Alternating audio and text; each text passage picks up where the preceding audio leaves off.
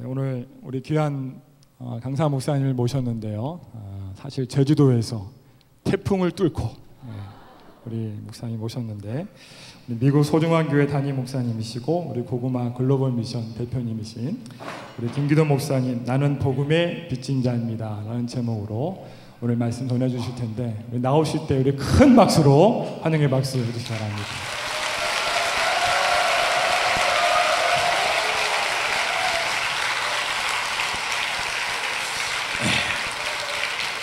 (2주) 전에 집회하고 이렇게 연달아서 부른 교회는 처음이에요.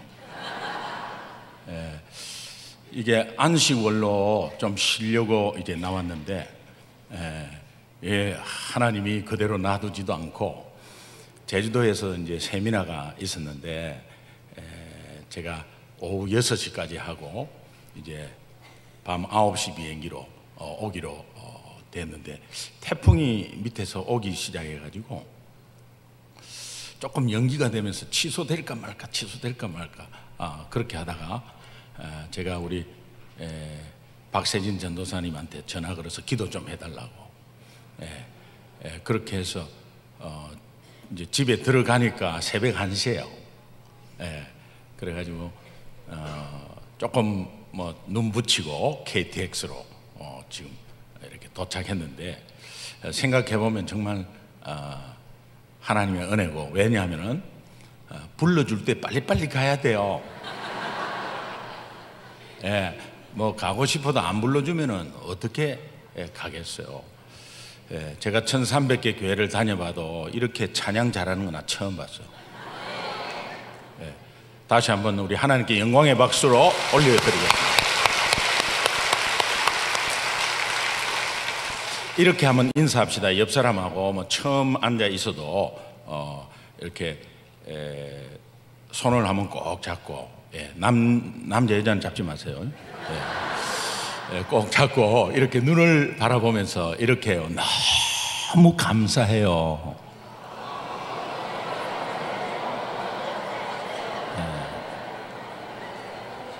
다시 한번 이제 또 물어보세요.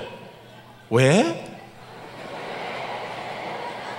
그러면 여러분이 눈을 찔끔 감으면서 복음 때문에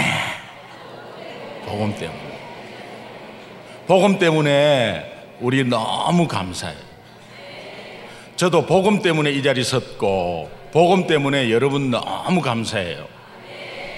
오늘 하루도 허락하셔서 이렇게 KTX 이렇게 타고 오는데도 뭐 1시간밖에 안 걸리지만은 너무 감사했어요. 정말 감사할 것밖에 없어요. 믿습니까? 우리 복음을 말하면 갈라디아서, 로마서 이 두 군데가 아주 복음을 굉장히 디테일하게 말씀하고 있습니다. 이제 그 중에 로마서가 이 복음의 엑기스입니다. 1장부터 16장까지가 복음의 엑기스예요. 그래서 로마서 1장에서 7장까지는 이 사도 바울의 변화된 은혜에 대해서, 자기가 복음 때문에 엄청난 영향을 받았고 자기가 변화되었다. 그런데 이제 로마서 8장부터는 거기에 상응한 은혜의 삶을 막 살아가고 있는 것을 볼 수 있어요. 그래서 시편 23편에 여호와는 나의 목자시니 하는 것은 전부 좋아해요. 그런데 내가 부족함이 없으리로다라는 이 고백의 현실과 좀 안 맞아요. 부족함이 너무 많아서 부족함을 엄청나게 구하고 있어요. 여호와는 나의 목자시니 부족함이 없어야 되는데, 여호와는 나의 목자시니 부족함이 억수로 많습니다. 이 문장이 안 되잖아요. 사도 바울은 그렇게 복음을 다시 한번 정리해서 오늘 우리에게 알려주는데, 로마서 1장에서 16절 17절이 정말 핵심 구절입니다. 16절 17절에 제가 간단하게 좀 말씀을 먼저 드리면, 16절에는 내가 복음을 부끄러워하지 아니하노니 그랬습니다. 복음을 부끄러워하지 아니한다, 이 말은 다시 한번 역설적으로 말하면 내가 복음을 깨닫지 못하고 복음을 저 밑으로 깔아놓고 복음을 소홀히 하고 등한시하고 복음을 그렇게 모르고 있다면 세상 앞에 부끄러움을 당한다는 뜻이에요. 그래서 예수 믿는 자는 복음을 부끄러워하지 않아야 할 것은 세상 앞에 떳떳하게 이 복음을 자랑해야 하는데, 복음을 부끄러워한다는 의미는 내가 이 복음이 부끄럽다 이런 의미가 아니에요. 복음을 모르고 입 다물고 있는 겁니다. 그리고 복음을 모르기 때문에 생활에 적용이 안 돼요. 그러니까 여호와는 나의 목자신데 부족함이 많은 거예요. 나는 예수 믿고 구원받는 분명한 하나님의 자녀인데 예수 믿는 삶이 없는 거예요. 이게 우리 기독교인의 문제 중에 문제입니다. 그래서 이단들이 우리를 자꾸 건드려요. 오늘 복음을 가진 사람은 감사가 넘쳐야 될 줄로 믿습니다. 주차장이 없어도 감사해야 되는 거예요. 차 몇 바퀴 돌고 에이 시베리아 허스키 하면서 갚버리면 안 된다. 제가 여기 오는데 여기 저 신천지 모이는 데 있더라고요. 주차장이 없어요. 근데 아침에 위에 흰 옷 입고 밑에 까만 뭐 바지 치마 입고 막 엄청나게 들어가대. 주차장이 없는데 온 길에서 다 건너갖고 버스에서 내려서 다 들어가대. 그래서 내가 약간 헷갈리는 게 저기 진짠가? 이 헷갈리는 거죠. 헷갈리면 안 되죠.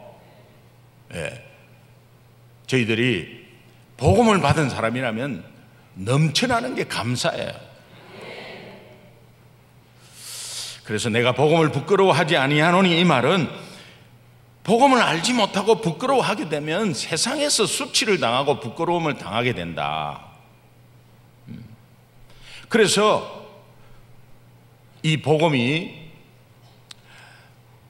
내 삶 가운데 내가 분명히 예수를 믿으면 복음에 대해서 알려고 하고 복음에 대해서 더 들춰내려고 하고 또 복음이 이렇게 잠겨져 우리 마음속에 잠겨져 있다면 기념하기를 원하고, 기념한다는 것은 이 히브리어로 지카론이라고 하는데 수면 밑에 잠겨 있는 것이 수면 위로 부상해서 선명하게 나타나다 그런 뜻이거든요. 기념이라는 것.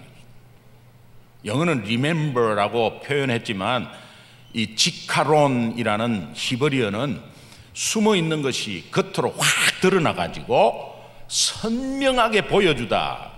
오늘 우리는 복음을 가지고 있고 예수 믿으면 이 세상에 복음이 얼마나 파워가 있고 복음이 얼마나 하나님의 능력임을 선명하게 드러내는 역할을 해야 됩니다. 그런데 그렇지 못하고 있다면 오늘 이 짧은 시간에 여러분 다시 한 번 더 되새기기를 소망합니다. 내가 복음을 부끄러워하지 아니하노니 하면서 이 복음은 모든 믿는 자들에게 구원을 주시는 하나님의 능력이 됩니다. 복음은 하나님의 능력이라는 거예요. 복음으로 인해서 사람을 살린다는 거예요. 복음으로 인해서 회복된다는 거예요. 복음으로 인해서 치유된다는 거예요. 복음으로 인해서 내가 우울증에서 일어나고 공황장애에서 일어나고 복음으로 인해서 네가 내 입장이 돼봐라 이런 말 하지 않고 그냥 내가 하나님과의 관계에서 복음으로 인해서, 그리고 이 복음은 남을 살리면서 내가 세상의 문제 앞에 넉넉히 이기는 파워예요. 그리고 이제 복음의 방향성을 말해주는데 이 복음은 먼저는 유대인에게요 또한 헬라인에게로다. 그 당시 헬라인은 이방 사람들을 총칭하는 것인데 먼저는 나에게 복음이 왔고 이제는 이 복음이 나에게 머물러 있으면 안 된다. 그래서 이제 이웃에게 전해야 된다라고 말합니다. 그러면서 이 복음 17절에 로마서 1장 17절에 이 복음에는 하나님의 의가 나타났다 그렇게 말합니다. 하나님의 의가 나타났다는 의미는 하나님의 의의 수준을 말해요. His divine level.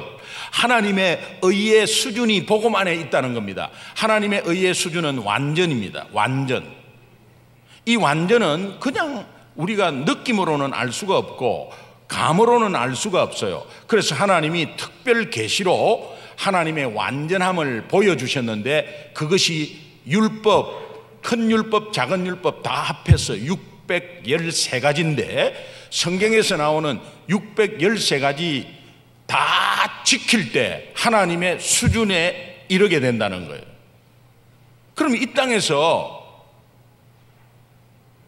목사님도 이 613가지를 다 지킬 수가 없을 뿐더러 이 613가지를 율법을 지키려고 하면 암에 걸리는 거 아시죠? 그러니 로마서 3장 20절은 율법은 지키라고 주는 것이 아니라 율법 앞에 우리가 죄인임을 깨닫게 해주는 것이 율법이라는 거예요. 그러니까 하나님이 하나님의 수준은 보여줬어요. 613가지를 다 지킬 때 내 수준과 동일하다. 그런데 그렇게 할 사람이 이 땅에 전혀 없습니다. 그러면 그 율법을 지키지 못하면 페널티를 받게 되는데 엄청난 벌이 엄청나게 있다는 거예요. 그런데 복음에는 이 하나님의 의의 수준이 들어가 있다는 겁니다.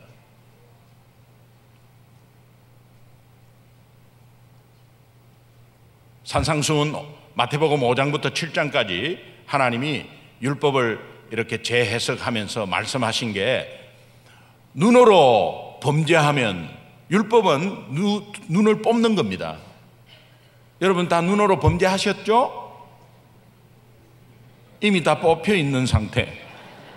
근데 안 뽑혀 있다는 거, 안 뽑혀 있다는 거. 예, 여러분 뭐 눈으로 내가 범죄했나? 우리 여성 동지들 이렇게 보면은 여보! 이러면 그때부터 눈 뽑히 뿌리는 거예요. 그 다음에 손으로 범죄하면 손을 찍어버리겠다. 발로 범죄하면 발을 자르겠다. 그러면 이 뭐 한 열 몇 가지만 잘못해도 나만 아는 게 없어요. 근데 613가지를 어떻게 지킨단 말입니까? 그런데 복음에는 이거 다 지킨 것으로 쳐준다는 겁니다. 와우. 그러니까 이 모든 죄에 지키지 못하는 페널티가 우리를 다 덮으시고 잘리고 막 온데 다 가고 이래야 되는데 예수 그리스도께서 십자가에 단 한 번의 제사로서 생명을 바침으로 그가 흠없는 죄 없는 인간의 대표자로서 십자가에서 그렇게 우리의 죄 문제를 완전히 단 한 번의 제사로서 끝내버린 이것을 믿으면 613가지를 다 지킨 내 수준으로 쳐주겠다는 거예요. 이것이 은혜입니다. 그래서 복음에는 하나님의 의가 나타났다는 거예요.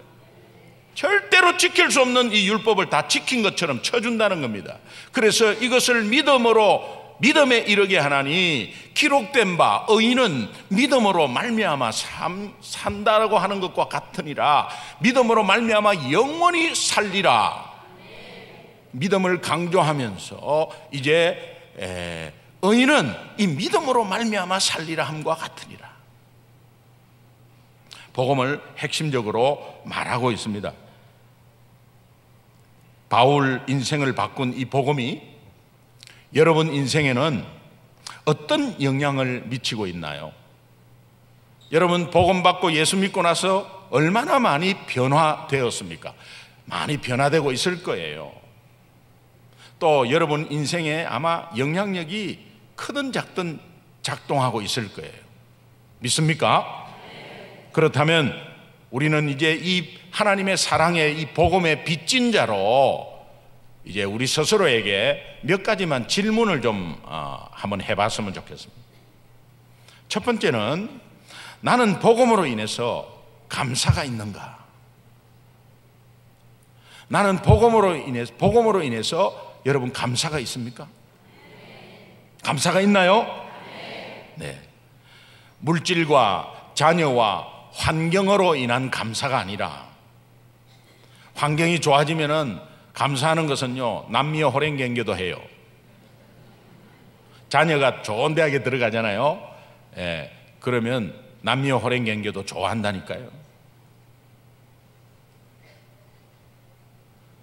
그러나 그 환경과 상황이 좋지 않아도, 여건이 어렵고 바뀌지 않아도 변하지 않는 이 복음으로 인한 감사가 우리에게 있는가 이 말이에요.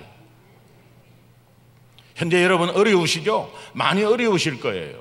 또 여러분 앞에 직면한 문제들이 있을 겁니다. 그 문제 가운데서도 여러분 그 문제 때문에 여러분들이 흔들리면 안 되고, 그 환경이 어렵고 물질이 어렵다고, 재정적으로 어렵다고 여러분이 힘을 잃으면 안 되는 것은, 여러분 속에는 복음이 있고 그것이 하나님의 능력이 여러분 삶 가운데 작동하고 있는데도 불구하고 왜 두려워하시고 왜 염려하시고 왜 의심하시느냐 이 말. 오늘 주님의 음성을 듣고 여러분이 다시 한번, 그래, 복음은 변하지 않는 거지, 복음은 능력이지, 복음이 나와 함께 있는 거지, 그래서 이 환경을 이길 수 있는 거야. 믿으시면 크게 아멘. 하박국 선지자는 하나님께 왜 의인은 고통을 당하고 악인은 영화를 누리고 기도를 하면 왜 응답이 없습니까? 하나님께 항변을 합니다. 항변을 하는데 네가 본 것이 그게 다냐? 라고 하면서 하나님이 더 보여준 게 적군이 쳐들어오는 것을 보여줘요.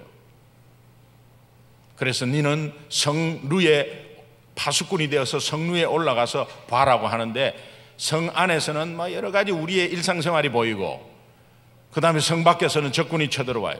도망갈 데도 없어요.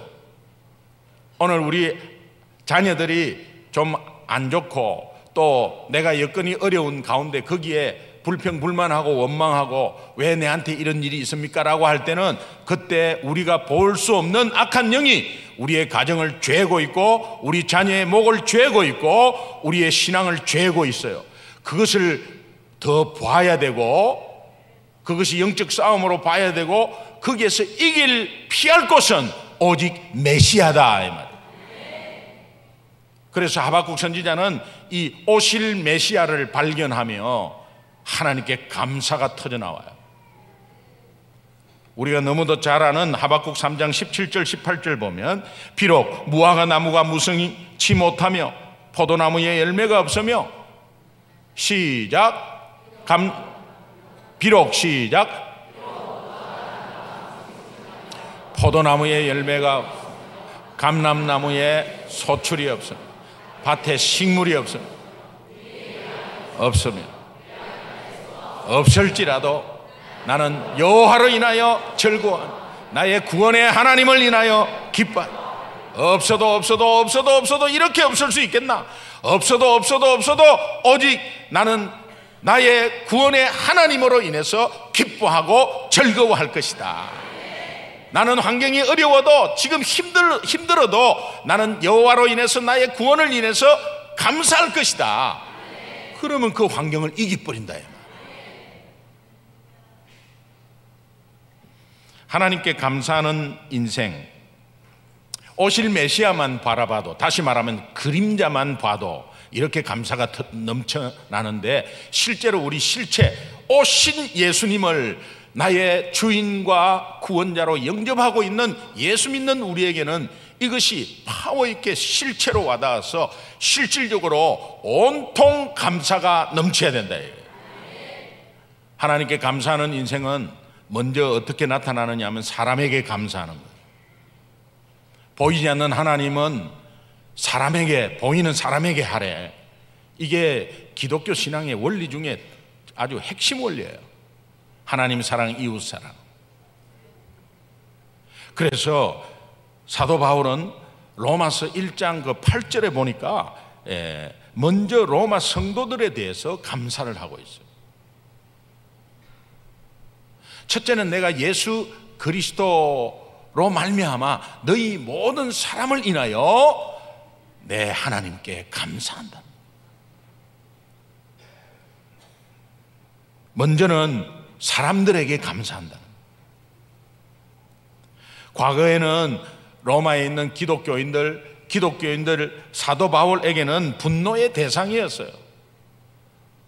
기독교인들을 잡아가지고 가두고 그냥 패고 하는 그 일에 앞장선 사람이에요. 그런데 바울이 십자가의 복음을 받아들이고 난 그 뒤부터는 한 번도 본 적이 없는 로마 교회 성도들로 인해서 감사를 한다. 그러면 내 옆에 있는 사람한테는 감사가 더 넘친 거죠. 그들이 사도 바울에게 무엇을 해 주었기 때문에 감사한 것인가? 아닙니다. 바울은 단지 복음 때문에 감사한 거예요. 여러분이 복음을 진정코 받았다면 오늘 가정에 무슨 분쟁이 일어나고 컨플릭이 일어나고 하는 거 다 여러분 욕심이고 여러분 멋대로 신앙생활 하는 거예요. 우리 초신자 때는 주일 예배만 있으면 그 예배 한 1시간 전부터 서서히 달가 오르게 해가지고 뚜껑 열리게 합니다. 내가 이런 기분으로 어떻게 교회를 가냐? 그래, 안 가? 나도 안 가. 이래고 다 안 오는 수가 많아요. 악한 영은 그냥 사람 앞에, 환경 앞에 딱 문제 던져주고 치고 빠져버려요. 보이는 것은 사람이에요. 사람한테 불평하고 사람은 그렇지, 그거 우리가 속는 거예요.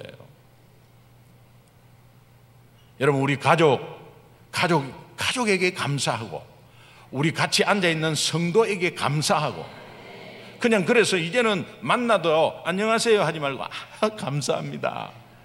내가 해준 게 없는데, 내가 해준 게 없는데 뭐 저 사람이 감사하지? 복음 때문에. 그리고 어떤 사람이 막 뒤에서 미워했잖아요. A 집사를. 저 A 집사 어떻게 하는데 A 집사가 안녕하세요, 너무 감사해요. 내가 미워했는데 내한테 감사하네. 풀리지 않겠어요? 우리 다시 한번 옆 사람한테 너무 감사해요. 그러면 왜? 그럼 복음 때문에. 이렇게 세 가지 다. 자, 시작.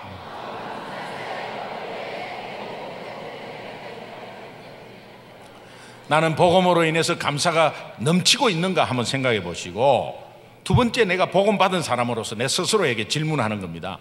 나는 복음으로 인해서 격려가 있는가? 격려를 받으려 하지 말고 격려하고 칭찬하고. 아이들이 성적표를 받아왔다. 그러면 성적표가 DDDDDDB. 그러면 그걸 받고 나서 부모가 DDDD, 너 뭐 장거리 전화 거냐? DDD, 이게 성적표라고 받아왔냐? 이렇게 하는 거하고 DDDDDB, 오! B!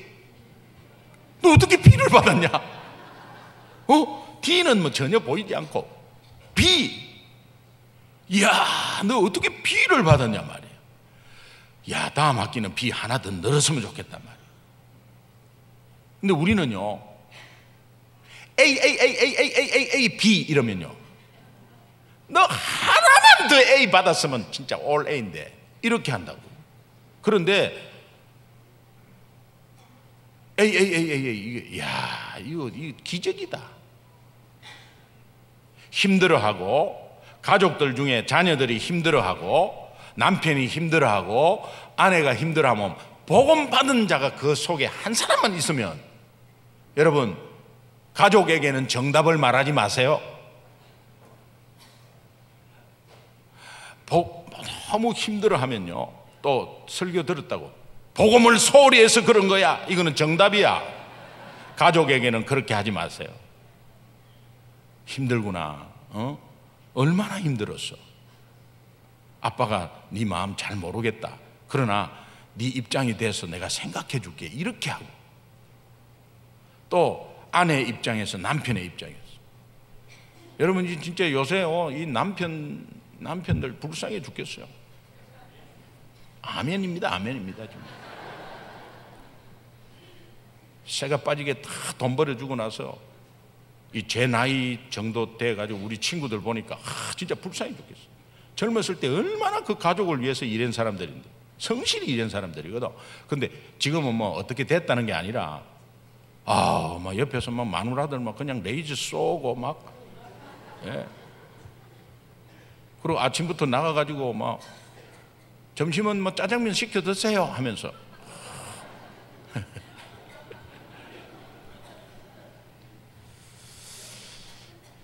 여러분, 이 격려해 주는 게 굉장히 좋은데, 오늘 이 로마서 1장 8절을 보니까 너희 믿음이 온 세상에 전파된다고 이 로마 교인의 믿음을 격려를 해줘요.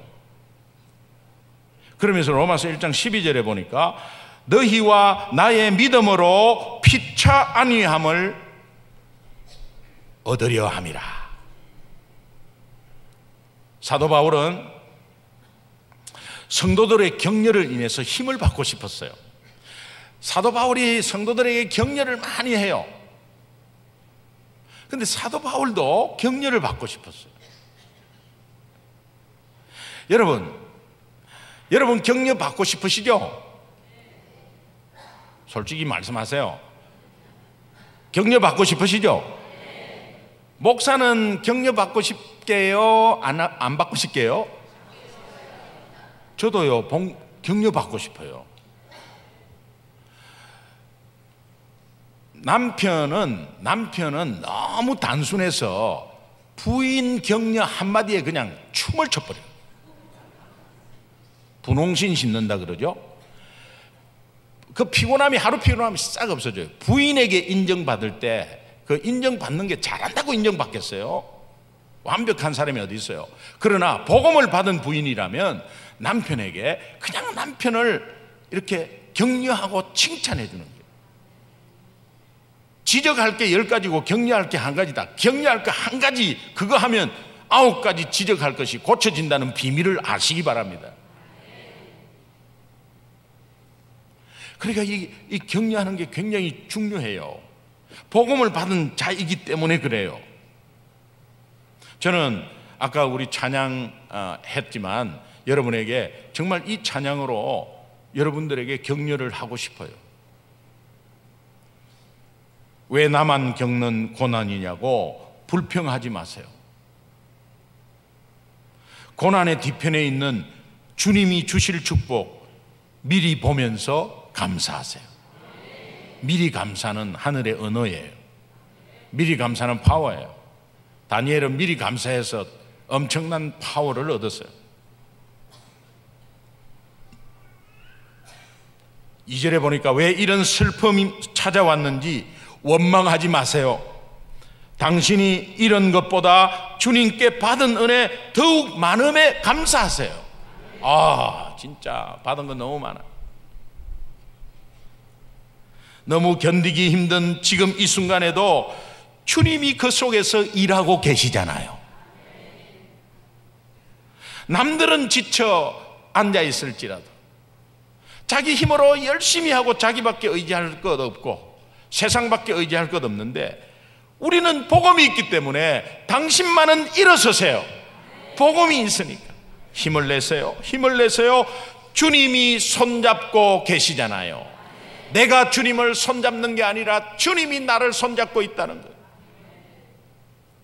물살이 센 물살에 이렇게 엄마 아빠하고 건널 때 중간에 가다가 아빠 손을 내가 잡고 있으면 너무 힘들어서 놔버리면 떠내려가는 거예요. 그러나 아빠가 내 손을 잡고 있으면 내가 지치더라도 계속 붙들려 있는 거예요. 오늘 여러분이 지친 삶이고 힘든 삶이지만 주님의 손에 붙들림 받고 있다는 것을 확신하시기 바랍니다. 힘을 내시기 바랍니다. 세 번째는, 마지막으로, 나는 복음으로 인해서 영혼에 대한 열매가 있는가? 로마서 1장 13절에 보니까 너희 중에도 다른 이방인 형제들아, 시작, 같이 로마서 1장 13절 시작. 형제들아, 내가 여러 번 너희에게 가고자 한 것을 너희가 모르기를 원치 아니하노니 이는 너희 중에서도 다른 이방인 중에서와 같이 열매를 맺게 하랴. 열매 맺는데 2가지 측면이 있대요. 그거는 너희 중에서 하는 것이 교회 안에서 영혼에 대한 열매가 있기를 원한다는 거예요. 13절에 너희 중에서도 이렇게. 여러분 마가복음 4장에 보면 좋은 땅에 뿌려졌던 말씀을 듣고 옥토에 뿌려진 말씀이 30배, 60배, 100배의 결실을 거두는 것이라고 예수님이 생생하게 묘사한 것이 이런 의미예요. 여러분이 정말 좋은 땅이 되어서 주님 앞에 말씀을 들으면 그것이 바로 순종해서 그 말씀이 생활 가운데 바로 순종으로 행해지는 그런 역사. 오늘 우리 가운데 복음을 소홀히 하고, 오늘 우리 가운데 복음은 저 초신자의 입문서라고 저 밑에 깔려놓고 다른 거 열심히 하는 사람 정신 차려야 해요. 제가 집회 때 복음은 하나님, 인간, 예수님 믿음에 대해서 잘 설명해 드렸습니다. USB를 구입하시면 그것에서 아마 많이 들을 수 있을 거예요. 아, 지금 내가 복음을 등한시하고 열심히 다른 거 했구나. 그래서 지쳤구나. 그래서 시험이 왔구나. 복음에 목숨 걸어야 되는데 다른 데 목숨 걸었구나. 이런 것들을 여러분 알 수 있을 거예요. 교회 안에서 복음을 등한시해서 너무 복음을 모르기 때문에, 그러니까 좌우로 왔다 갔다 양다리 걸치다가 저 이단들에게 넘어가고 그러는 거예요. 그리고 부정적인 부분만 보여요. 원망하고 불평하고 이제 그런 것들의 그 영들이 하나님이 주신 생각이 아니거든요. 그거는. 그 다음에 이제 교회 밖에 영혼에 대한 열매를 말하고 있는데, 이게 13절에 보니까 이방인 중에서와 같이, 이방인 중에서와 같이 복음으로 인해서 내가 열매가 있는가? 내 교회 안에 여러분들이 함께 정말 지치고 또 혹시 시험받아 있는 영혼을 위해서 중보하고 또 그 영혼을 위해서 기도하고 또 그들이 복음 안에서 같이 일어날 수 있도록 복음을 같이 나누고, 이런 것들이 교회 안에 충만해야 된다. 너무 말씀 쪼개고 분석하고 하다가 여러분 신앙 다 떨어져요. 복음이 없는 성경 내용은 지식에 불과해요. 복음이 있는 성경 내용이 말씀이 파워가 있는 거예요. 여러분의 인생을 변화시킵니다. 그러니까 여러분 다시 한 번 더 되새기면 좋겠어요. 그리고 교회 밖에서 그렇게 내가 파워가 있고 변할 때 교회 밖에 복음을 전하게 되고, 교회 밖에 전도문이 열리고 내가 한마디 했을 때 그것이 영향력이 있고, 그런 가운데서 전도가 열매가 되기 시작하는 거예요. 로마서 1장 14절 오늘 본문 말씀 한번 보겠습니다. 로마서 1장 14절 한번 같이 읽어요. 시작. 헬라인이나 야만인이나 지혜 있는 자나 어리석은 자에게 다 내가 빚진 자라.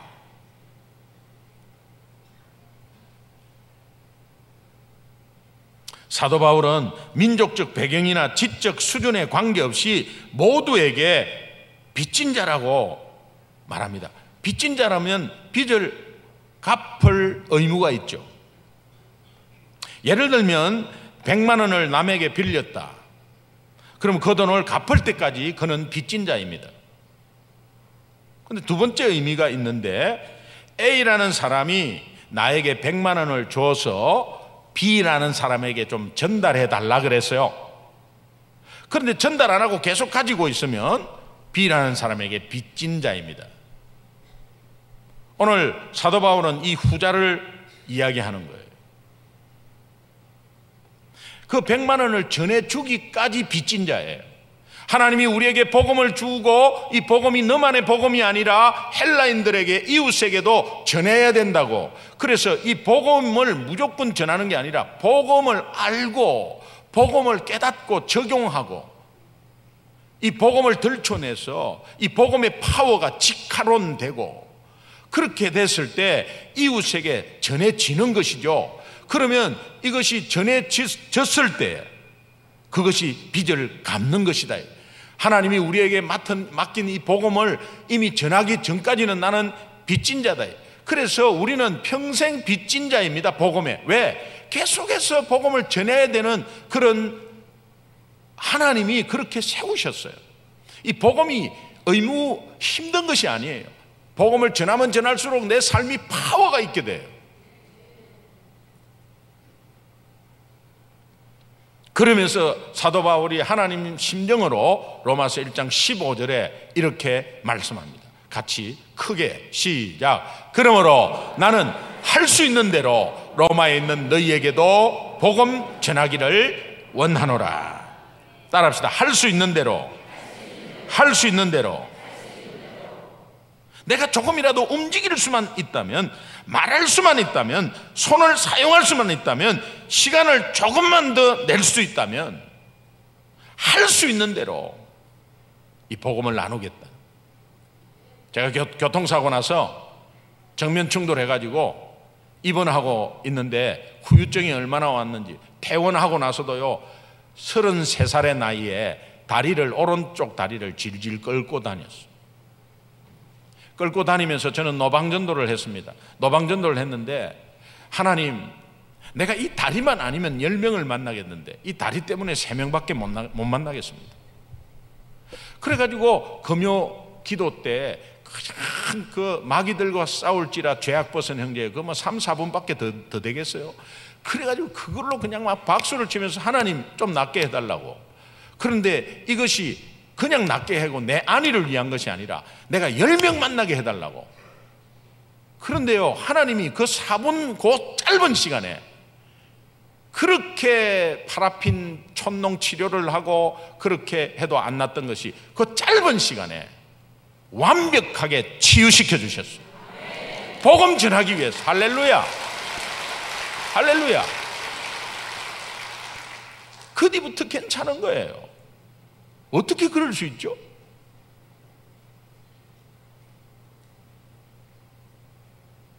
복음을 들은 박용진이라는 아이는 청년입니다. 1.5세도 아니죠. 거기서 태어난 아이죠. 그런데 한국말을 다 들어요. 복음을 듣고 나서 자기가 이 복음을, 너무 기쁜 소식, 이 복음을 들었는데 이 복음에 사람이 되겠다고 막 혼자서 막 뜨거워서, 그 예비된 영혼이죠. 뜨거워서 막 있는데 그 박용진이라는 청년이 26살 그 당시에 앞이 안 보이는 청년이에요. 후천적으로. 그리고 이미 중학교 때 앞이 안 보이고 버지니아 텍이라는 유명한 공대에서 점자로 공부하고 있는 아이였어요. 그런데 복음을 전하면서 예수 믿을 자 일어나라는, 이 청년이 벌떡 일어나서 제 집회 때 그랬어요. 벌떡 일어났어요. 벌떡 일어나가지고 자기가 예수님만 영접할 뿐 아니라 이 복음을, 내가 이 기쁜 소리를 이제 들어서 나 이제 이 복음을 전해야지, 이러니까 그런 마음으로 가지고 있는데 앞에 이야기 말씀하고 있는 내용이 앞에서 이렇게 보이기 시작하더래요. 그래서 무슨 환상을 보는 줄 알고 자기가 기뻐했답니다. 그런데 실제로 눈을 떠버린 거예요. 박용진. 여러분, 이것이 뭐 성경 안에서만 나오는 거예요? 복음의 능력입니다. 그래서 나중에요, 그 교회에서 자매를 만나고 결혼하는데 얼마나 같이 울었는지 몰라요. 그 다음 날부터 부모님들, 삼촌, 이모 다, 거기 이민 온 사람들 다 새벽기도 다 나왔더라고요. 그때부터 새벽기도 10몇 명씩 계속 나오는 거예요. 할 수만 있는 대로, 내가 할 수만 있는 대로. 여러분, 저는 이래서 못합니다, 저래서 못합니다, 나는 이래서 못합니다, 나는 성격 때문에 아이들이 많아서 바빠서 너무 이래서 못합니다. 하나님께서요 사사기 2장에 못합니다를 평가합니다. 어떻게 평가하느냐? 못하는 것이 아니라 하지 않으려 했다.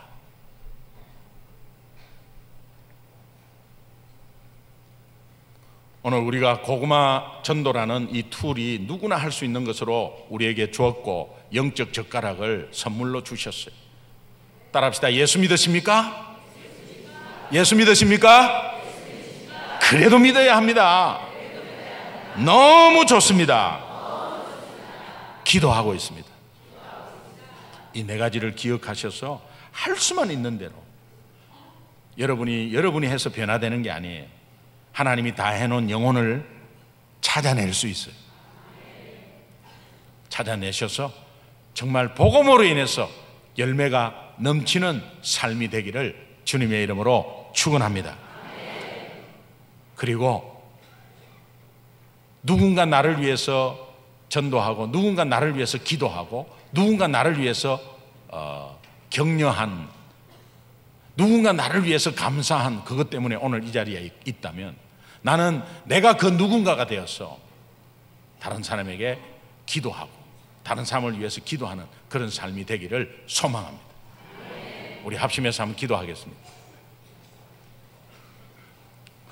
여러분 말씀 들으면서 한번 여러분의 마음을 정리해 보십시오. 나는 복음으로 인해서 감사가 있는가? 내 가정에서, 내가 섬기는 교회에서 감사가 넘치고 있는가? 나는 복음으로 인해서 격려가 있는가? 옆에 사람한테 내가 격려 받고 싶은 것이 아니라 나도 격려하며 살겠다. 내가 복음으로 인하여 나에게 영혼에 대한 열매가 있는가? 스스로에게 질문하면서 부족하면 구하시고 또 있다면 감사하시고, 우리 합심해서 한번 기도하도록 하겠습니다. 내 입에서 나오는 소리가 내 귀에 들릴 수 있도록 통성으로 기도하겠습니다. 하나님 아버지 감사합니다. 저희들에게 귀한 은혜 주시고 오늘도 은혜 가운데서 복음으로 인해서 다시 한번 나는 복음의 빚진 자로서 다시 한번 우리 마음속에 은혜스럽게 다시 한번 우리의 마음을 하나님께 드립니다. 주님께서 인도하여 주옵소서. 오 역사해 주옵소서. 은혜 가운데 붙잡아 주시옵소서.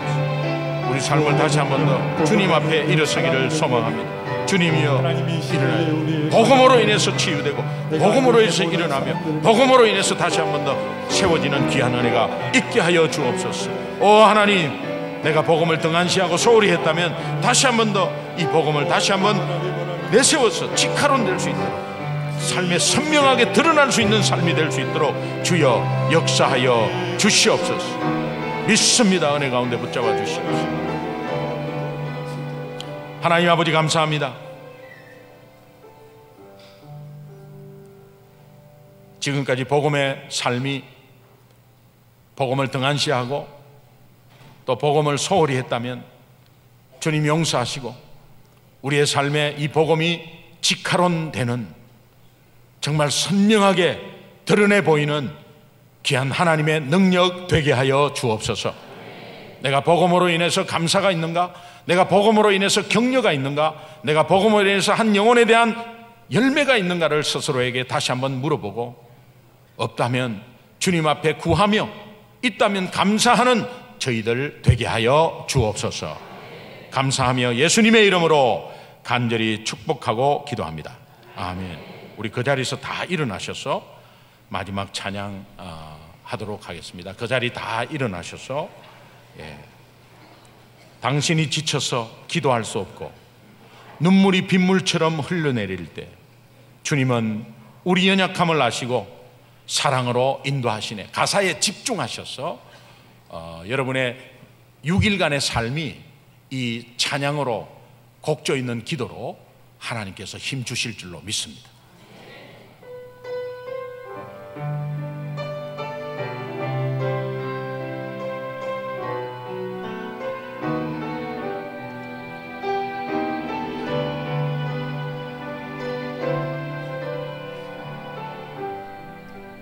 당신이 지쳤어. 지쳐서 기도할 수 없고 눈물이 빗물처럼 흘러내릴 때 주님은 당신의 약함을 사랑으로 돌봐주시네. 누군가 널 위하여, 누군가 널 위하여 기도하네. 누군가 기도하네. 내가 홀로 외로워서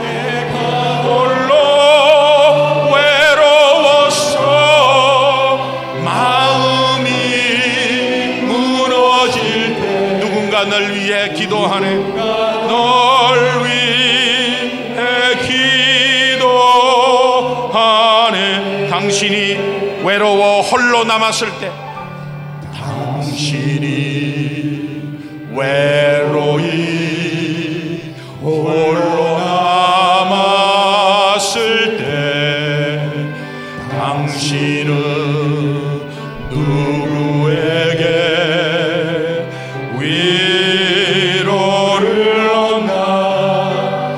주님은 아시네. 당신의 마음을 그대 홀로 잊지 못하. 우리 두 손 높이 들고 주님께 고백하겠습니다. 누군가 널 위하여 누군가 기도하네. 누군가 기도하네. 내가 홀로 외로워서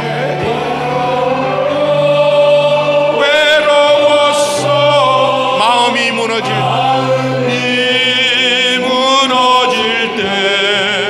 누군가 널 위해 기도하. 누군가 날 위하여.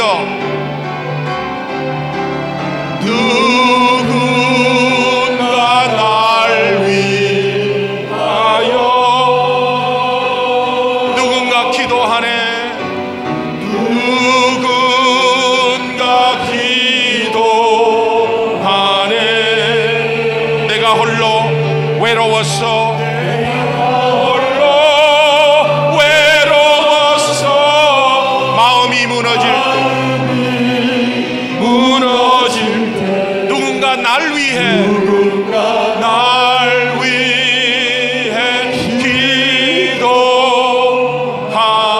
기도하네. 그렇습니다. 그 누군가가 복음 때문에 내가 되기를 원합니다. 이제는 우리 주 예수 그리스도의 은혜와 하나님의 무한하신 사랑과 성령님의 교통하심의 역사가, 나는 복음의 빚진 자입니다, 그리하여 감사가 넘치며 격려가 넘치며 영혼에 대한 열매가 있기를 간절히 소망하며 결단하고 돌아가는 우리 성도님들 머리 위에, 그 가정과 하시는 일과 자녀 위에 이제로부터 영원토록 함께 하옵시기를 간절히 축원하옵나이다. 아멘.